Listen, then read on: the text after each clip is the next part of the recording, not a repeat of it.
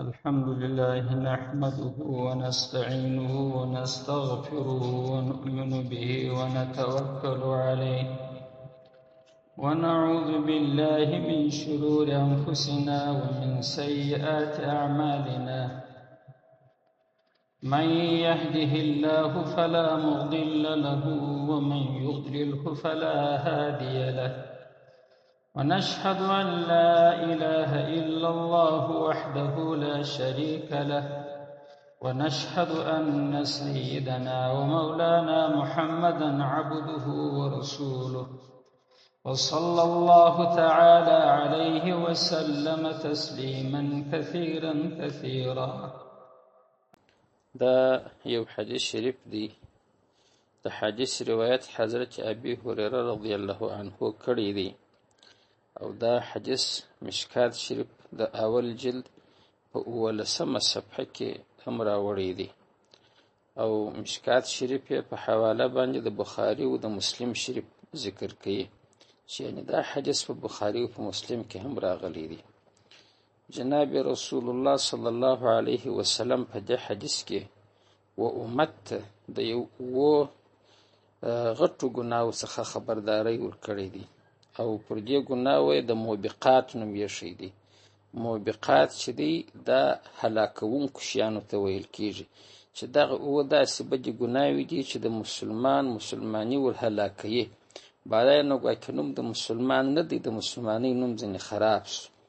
هغه داسې فرمایي: وعن ابي هريره رضي الله تعالى عنه قال، د حضرت ابي هريره رضي الله عنه څخه روایت دی، دو ویلی دی وای قال رسول الله صلى الله عليه وسلم، چې رسول الله صلى الله عليه وسلم فرمایلی دی، ویل پیغمبر علیه السلام: اجتنبوا السبع الموبقات. خپل امت کې دا خطاب وکي، اجتنبوا، تاسې اجتناب پرهیز وکي، السبع الموبقات، د هغه هلاکونکو ګناهو څخه. دا چې دي دا مسلمان هلاکي، مسلماني ور خرافي. قالوا یا رسول الله، اصحاب چې د رسول الله صلی الله علیه وسلم جان نثار صحابه و، یعنی سرت القربانه و تر اسلام ته واقعي وفادار و، نو هغه وبېره د دې پوښتنه وکړه چې دا کمی ګناوې دي یا رسول الله راویښه. نو د دې ځای څخه به اوس امت مسلمه دې ته متوجه سي چې موږ په مسلمانۍ کې خو مسلمانان خو یو، نو دغه ګناهو ته چې پیغمبر علیه السلام موږ ته علیحده په نامه راوښول چې دا هلاکونکي شیان، السبع الموبقات، هلاکونکي، نو موږ هم باید زده کړو ته متوجه سو. لکه اصحابو چې پوښتنه وکړه یا رسول الله وما هن، دا څه شي دي؟ قال، رسول علیه السلام وفرمایل الشرک بالله، اول چې دی هغه شرک د الله سره کول، د الله په ذات کې شریک کول چې دغه بل خدای منی او چې د لکه دا خدای چې دی چې موږ ایمان پر لوري یو بلم دغه سیستان، اعوذ بالله. یا د الله په صفاتو کې شرک کوي، د الله څه چې صفاتونه دی هغه په الله پسې مختص دي، د الله په صفاتو کې هیڅ څوک نه دی ور شریک، نه جبرائیل ور شریک دی، نه میکائیل، نه اسرافیل، نه عزرائیل، نه اولیاء، نه انبیاء، هیڅ څوک نشي ور شریک کېدلی. د الله په یو صفت کې څوک شراکت نه لري. که چا دا شرک وکړي دا داسې ګناه ده چې د ایمان او مسلمانۍ ور در بدره کړه، ولاړې کافر تر دنیا تېرېږي.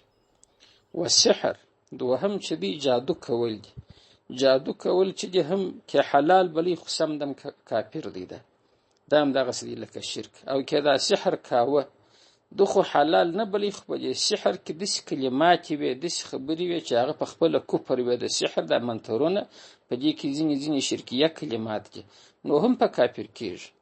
او که حلال هم نه ګڼي دغسې کلمات هم نه وي په کښې کې چې کفریه وي، بیا سخت حرام دي، خو بیا هم علما وایي قتل دې کړه چې دغه ساحر کې توبه نه کښله، نو دا هم دغسې غټه خطرناکه ګناه ده.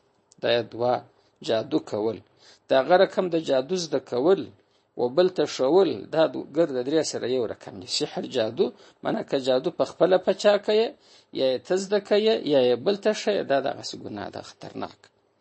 وقتل النفس، دریم چې دی ول یو نفس د یو ژوندي انسان وژل، منه چې نفس وي، نفس یې ذکر کړی دی، مسلمان نه دی ذکر کړی. تر نفس نو کافر هم لاندې دی. کافر هغه کافر چې هغه حربي نه وي، حربي معنا جنګ کوونکی کافر د هغه مرګ خو روا دی، خو جهاد دی. یا چې نفس وي علاکه مسلمان و هم یې نسي وژلی، او یا دا رقم و چې هغه کافر و خو دلې په دار اسلام کې اوسېدی، د دې ځای تابعیت یې درلودی چې په کتابو کې دې ته ذمي وایي. د ذمي وژل هم حرام دي. او یا هغه کافر دی چې ذمي خو نه دی، د دار حرب په پاسپورټ راغلی دی، دلې په امان راغلی دی، بیرته ځي د تجارت لپاره ده. نو وژل د نفس، هر نفس چې که مسلمان دی که کافر دی، خو د کافر سره ما شرطونه بیان کړل. التي حرم الله، هغه نفس چې الله تعالی د هغه وژل حرام کړي دي، الا بالحق، دای په حق سره وژني، هغه خو جلا دی. د حق ما درته ووایه چې لکه حربي کافر یې وژني، او یا مسلمان یې بره مرتد سي کافر سي وژني، یا مسلمان دی بل یې وژلی دی پر قصاصیې، دا د حق خبرې دي. یا مسلمان دی کوروالا دی زنا یې کړې ده، نو بیا خو رجم کېږي، سنګساریږي. په حق کې هغه ځینې وایسته چې د نفس وژل، د انسان وژل، دا هلاکوونکې ګناه ده، مګر نه په حق سره، که په دغه حقوق کې رالی بیا خو وژل کېږي. نو دا یې درې. و اکل الربا، او بل خوړل د سود دی. سود هم مسلمان هلاکوي، مریی کوي. زموږ روسیس په مخ کې دا دی پاکستان اوس د دې مثال دی چې په سود یې روپۍ اخیستلې، اوس داسې د روغو غرق دی چې اوس د هغه سود د ادا کولو دپاره نور سود اخلي، د هغه دپاره نور سود اخلي چې هېڅ چا ته د دې د خلاصون لاره اوس نه معلومېږي. نو که په سود ورکوي کې اخلي، دا سود خوړل دا چې دي دا دواړه دغسې حرام دي، کې ورکوي او بل ته سود، او که د بل څخه اخلي. نو دلته خو اکل ربا ذکر سوی دی. نو دا غټه ګناه سوه. څلرمه و اکل مال الیتیم، او د یتیم د مال خوړل، چې هغه پلار نه لري، سرپرست نه لري، تا ته مال په لاس درغلی دی او ته ځینې ګړبویې ځینې خورې، دا داسې غټه ګناه ده چې د مسلماني ور خرابوي، ور تباه کوي. او شپږم و تولی یوم الزحف، او چې د کفارو د مسلمانانو سره جنگ یو څوک شاګرځي، زغیل ځینې جنگ پرېږدي، دا هم غټه ګناه ده، موبقه ده، هلاکوونکې ده، د مسلماني ور ختم کوي، په دې شرط چې کافران د مسلمانانو ته دردوچندۍ بالا نه وي. که دردوچندۍ بالا سوله، معنا ته لس وې دی ګیر شو، نو په دا صورت کې بیا جواز لري. یا چې ته لس یې دی شلې، او که ته بیرته شاته تلې، نو دا غټه ګناه ده، موبقه ده، هلاکوونکې ده. اووم وقذف المحسنات المؤمنات الغافلات، رسول علیه الصلاة والسلام په زنا سره ویشتل دي، د زنا نسبت کول دي و چاته، و هغه محسنات و پاکلمنو ښځو ته چې هغه مؤمنات مؤمنې دي، او غافلات دي، د زنا څخه هیڅ آګاهي نه لري، هیڅ یې زنا کړې نه ده، او ته وجې ته بد نسبت کوې د زناکاري. یا چې اوس په اصطلاح باندې سیستم مخ د حیې د رنډۍ تورې پکښې کې استعمالېږي، وایي رنډۍ. نو دغسې محسنه پاکه ښځه، پاکلمونه، محسنه پاکلمونې ته وایي. او مؤمنات دي، مؤمنې ښځې دي، او غافلات دي، د دې بدکارۍ څخه خبرې د سره نه دي، او ته داسې بد په داسې بد تور باندې ولې قذف ویشتلو ته وایي چې یو څوک دغسې وولي. نو د زنا تورې هم لکه مردک چې په ودې ویشتي، دا اوومه غټه ګناه سوه. نو کېدای شي زما ورونو تاسې اورېدلي و دې ګناهو ته رسول الله صلی الله علیه وسلم د موبقات نوم ورکړي، اووه هلاکوونکي، موبق هلاکوونکي ته وایي.